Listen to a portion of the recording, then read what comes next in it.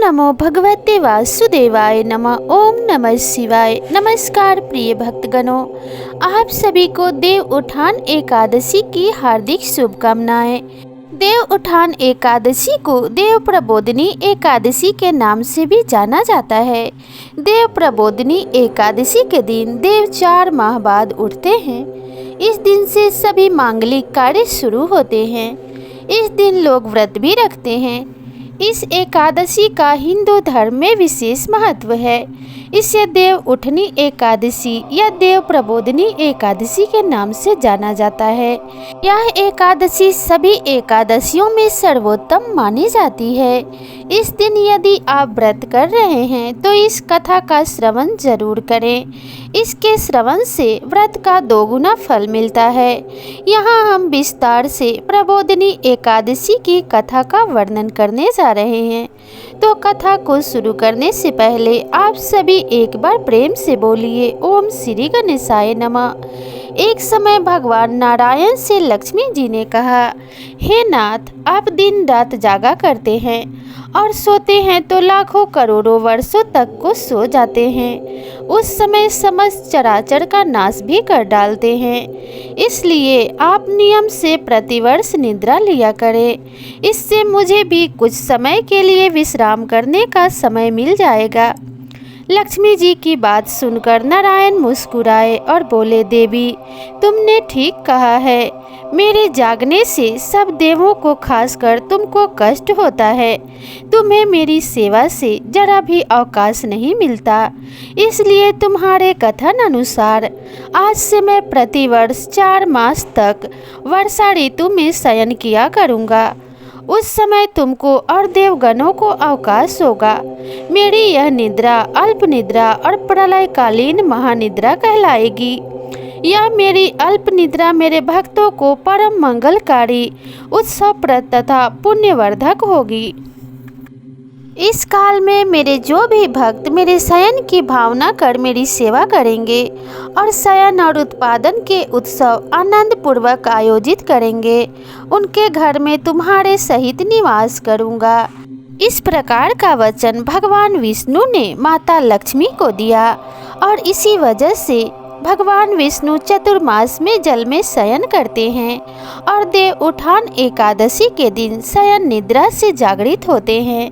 उस दिन से सभी मांगलिक कार्य शुरू होते हैं और जो भी भक्त देव उठान एकादशी का व्रत रखता है और भगवान विष्णु के शालिग्राम रूप के साथ माता तुलसी का विवाह करता है, उसके घर में सदा सदा के लिए भगवान विष्णु और माता लक्ष्मी का वास होता है और उसके घर में हर मांगलिक कार्य सिद्ध हो जाते हैं। उसके किसी कार्य में कभी कोई बाधा नहीं आती और उसके घर से रोग दुख का नाश होता है। देव प्रबोधिनी एकादशी की दूसरी कथा के अनुसार एक राजा के राज्य में सभी लोग एकादशी का व्रत रखते थे। वहाँ की प्रजा नौकर चाकरों से लेकर पशुओं तक को एकादशी के दिन अन्न नहीं दिया जाता था। एक दिन किसी दूसरे राज्य का एक व्यक्ति राजा के पास आकर बोला, महाराज, कृपा करके मुझे नौकरी पर रख लें। तब राजा ने उसके सामने एक शर्त रखी कि ठीक है, रख लेते हैं, लेकिन रोज तो तुम्हें खाने को सब कुछ मिलेगा, पर एकादशी को खाने को अन्न नहीं मिलेगा। उस समय उस व्यक्ति ने हाँ कर ली, पर एकादशी का जब दिन आया और उसे फलाहार का सामान दिया गया तो वह राजा के सामने जाकर गिड़गिड़ाने लगा, महाराज, इसमें मेरा पेट नहीं भरेगा, मैं तो भूखा ही मर जाऊंगा, मुझे खाने के लिए अन्न दे दो। राजा ने उसे शर्त की बात याद दिलाई, फिर भी वह अपनी बात पर अड़ा रहा और अन्न छोड़ने को राजी नहीं हुआ। तब राजा ने उसे आटा, दाल, चावल आदि दिए। वह नित्य की तरह नदी पर पहुंचा और स्नान कर भोजन पकाने लगा। जब भोजन बन गया तो वह भगवान को बुलाने लगा, आओ भगवान, भोजन तैयार है। उसके बुलाने पर पीताम्बर धारण किए भगवान चतुर्भुज रूप में वहां आ पहुँचे और प्रेम से उसके साथ भोजन करने लगे। भोजन आदि करके भगवान अंतर ध्यान हो गए और वह अपने काम पर चला गया। 15 दिन बाद अगली एकादशी को वह राजा से कहने लगा कि महाराज, मुझे दुगना सामान दीजिए। उस दिन तो मैं भूखा ही रह गया। राजा ने कारण पूछा तो उसने बताया कि हमारे साथ भगवान भी खाते हैं, इसलिए हम दोनों के लिए ये सामान पूरा नहीं होता। यह सुनकर राजा को बड़ा आश्चर्य हुआ और वह बोला, मैं नहीं मान सकता कि तुम्हारे साथ भगवान भी खाते हैं। मैं तो इतना व्रत रखता हूँ, पूजा करता हूँ, पर भगवान ने मुझे कभी दर्शन नहीं दिए। राजा की बात सुनकर वह बोला, महाराज, यदि विश्वास ना हो तो साथ चलकर देख लीजिए।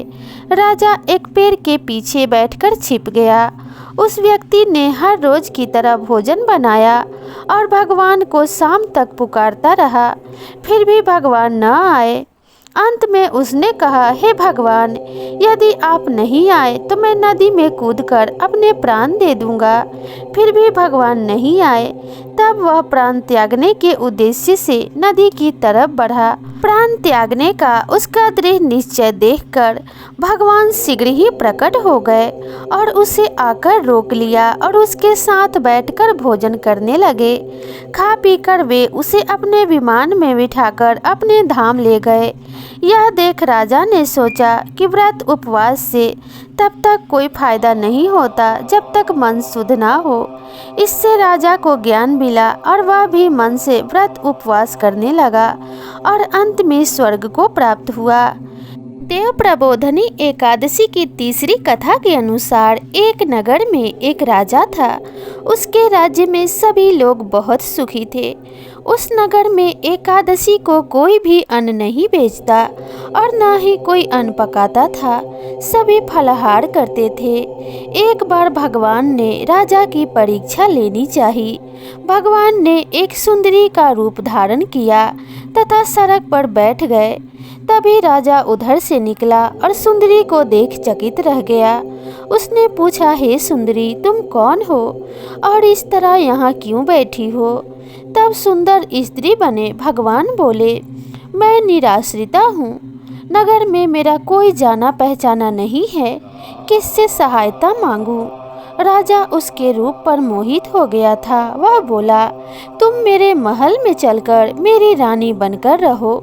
सुंदरी बोली, मैं तुम्हारी बात मानूंगी, पर तुम्हें मेरे राज्य का अधिकार मुझे सौंपना होगा।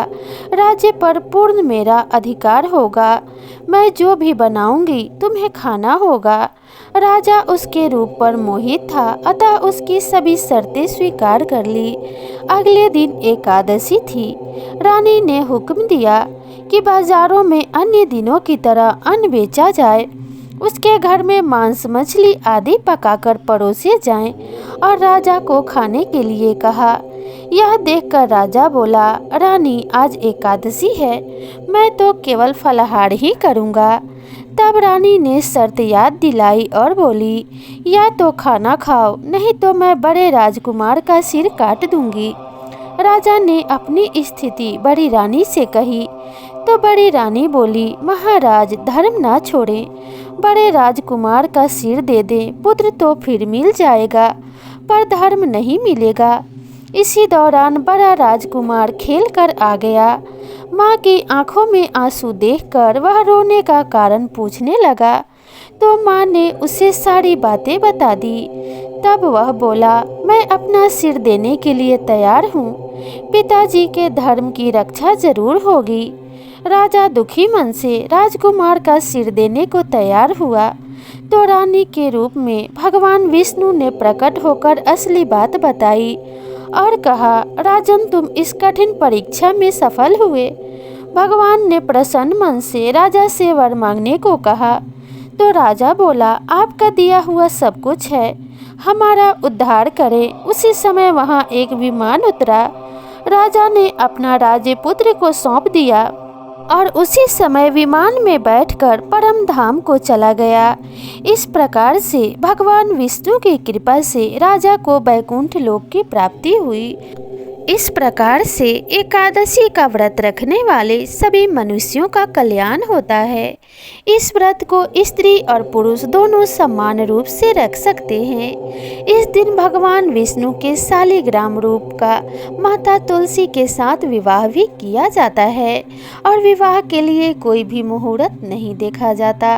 भगवान विष्णु के शयन से जागने का यह दिन पूरा दिन ही शुभ होता है, इसलिए सभी मांगलिक कार्य इस दिन से शुरू हो जाते हैं। तो इसी अवसर पर माता लक्ष्मी और भगवान विष्णु को प्रसन्न करने के लिए भजन कीर्तन और पूजा पाठ इत्यादि करना चाहिए, ताकि हमेशा आपके घर में मांगलिक कार्य होते रहें और सभी दुख और बाधाएं आपके घर से दूर हो। माता लक्ष्मी आपके घर में सदा सदा के लिए निवास करें। इसी मंगल कामना के साथ आपसे विदा लेते हैं। मिलते हैं नई वीडियो में नई कहानी और कथा के साथ। तब तक के लिए राधे राधे।